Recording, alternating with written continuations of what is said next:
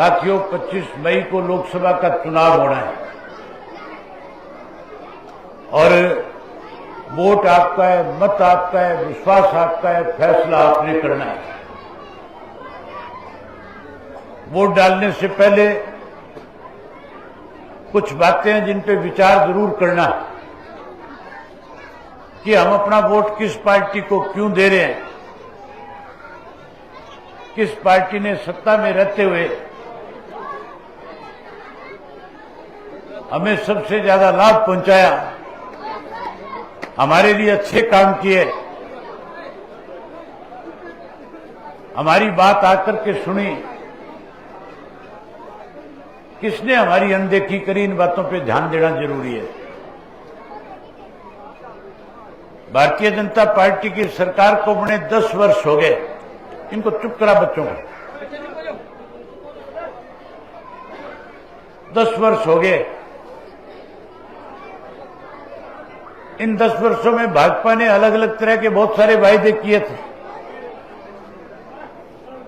अगर मैं सारे वायदों का जिक्र आपके बीच में करूंगा तो साथियों बहुत लंबा टाइम लग जाएगा। 3-4 वायदे ऐसे थे जिससे हर आदमी प्रभावित होता था, हर आदमी सोचने पे मजबूर होता था। ये मानते थे कि अगर ये 4 वायदे भी पूरे भाजपा कर देगी तो प्रदेश का, देश का हर व्यक्ति जो है कहीं ना कहीं उसको लाभ और फायदा मिल जाएगा। सबसे पहले और सबसे बड़ा वायदा किया था कि कांग्रेस के राज में 70 वर्ष में जो लोग पैसा यहां से कमा करके कांग्रेस के लोगों ने विदेश के बैंकों में जमा कराया, कहां ले जा रहा है गाड़ी को? जो पैसा कमाया है, जो 70 वर्ष में जो पैसा विदेश के बैंकों में जमा कराया है, हम उस सारे पैसे को वापस लेकर के आएंगे, हर व्यक्ति के खाते में 15-15 लाख रुपया जमा करा देंगे। ये बात मोदी जी ने कही थी कि नहीं कही थी? 15-15 लाख रुपए तुम्हें देने किए थे कि नहीं किए थे? मोदी ने कहा था 15-15 लाख दूंगा। जब लोगों ने मांगना शुरू किया सरकार बनने के बाद, तो फिर नोटबंदी लागू कर दी, जीएसटी लगा दी, 3 काले कानून बना दिए। और साथियों, ऐसे काले कानून बनाए थे, अगर वो तीनों काले कानून लागू रह जाते तो जिन जमीनों के आज आप मालिक हो, इन जमीनों से आप बेदखल हो जाते। अंबानी की, अडानी की कंपनियां आपकी जमीनों की मालिक बन जाती। आप अपनी जमीन में बतौर नौकर के रूप में काम करके अपना गुजारा करते। ये तो पंजाब, हरियाणा, राजस्थान, मध्य प्रदेश और उत्तर प्रदेश का किसान इकट्ठा हो गया। सारे किसानों ने इकट्ठे होकर के 13 महीने तक लगातार दिल्ली के चारों तरफ जो बॉर्डर थे उन पे बैठ करके आपकी जमीन को बचाने के लिए, 3 काले कानूनों को खत्म करने के लिए अपना घर, परिवार, अपना खेत, अपना गांव सब छोड़ करके आपकी लड़ाई लड़ने का काम किया।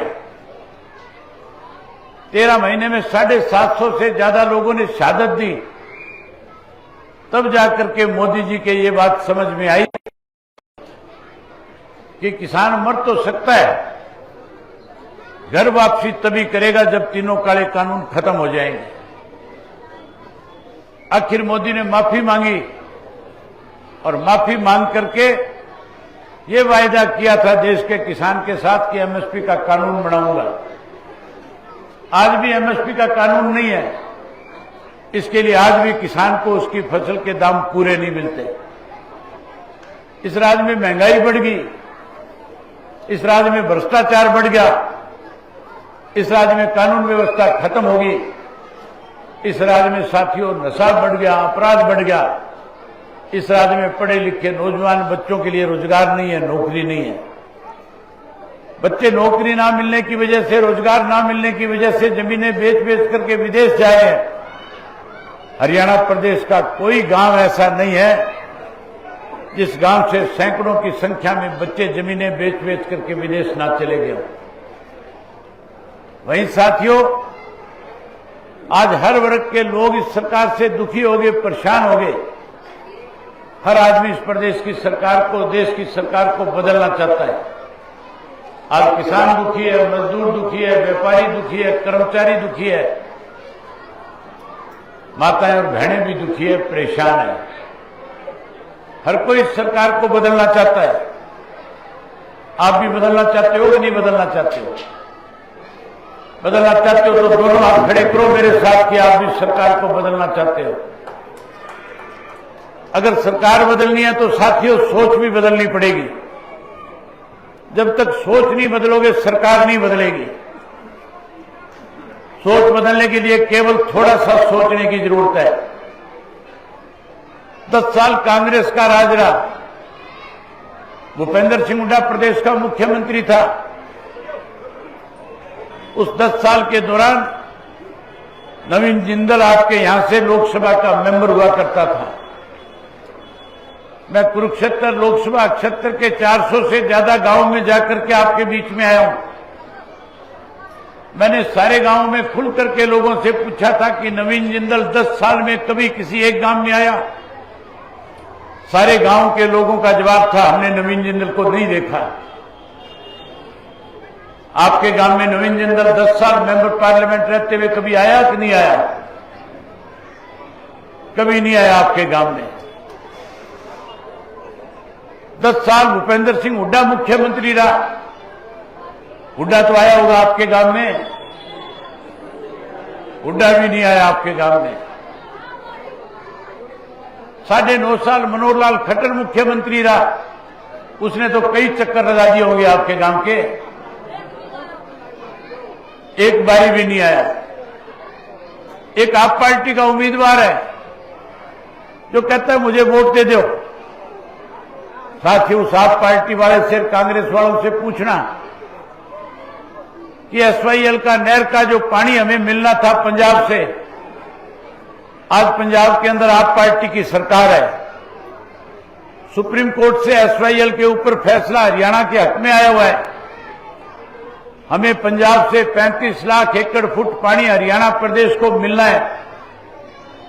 हमें पंजाब की सरकार पानी देने की बजाय वहां रेजुलेशन पास करती है और कहती है एक बूंद पानी हम हरियाणा प्रदेश को नहीं देंगे। इन कांग्रेस वालों से पूछना जो पंजाब की सरकार हमें एक बूंद पानी नहीं देती, जो आप पार्टी के लोग हरियाणा प्रदेश की अनदेखी करते हैं, आपको शर्म आनी चाहिए ऐसे लोगों के लिए वोट मांगने में। कांग्रेस से भी नहीं चाहते कि हरियाणा को उसके हिस्से का पानी मिले, इसके लिए आप पार्टी वाले के लिए वोट मांग रही है। मैं आपसे पूछना चाहता हूं जो हमें हमारे हिस्से का पानी ना दे, क्या हमें ऐसे व्यक्तियों को वोट देना चाहिए कि नहीं देना चाहिए? तुम बोल के बताओ वोट देना चाहिए कि नहीं देना चाहिए? नहीं देना चाहिए। एक तरफ आप पार्टी का कैंडिडेट है, एक तरफ बीजेपी का कैंडिडेट है। एक तरफ पार्टी ने मेरी जिम्मेवारी आपकी सेवा करने के लिए लगाई है।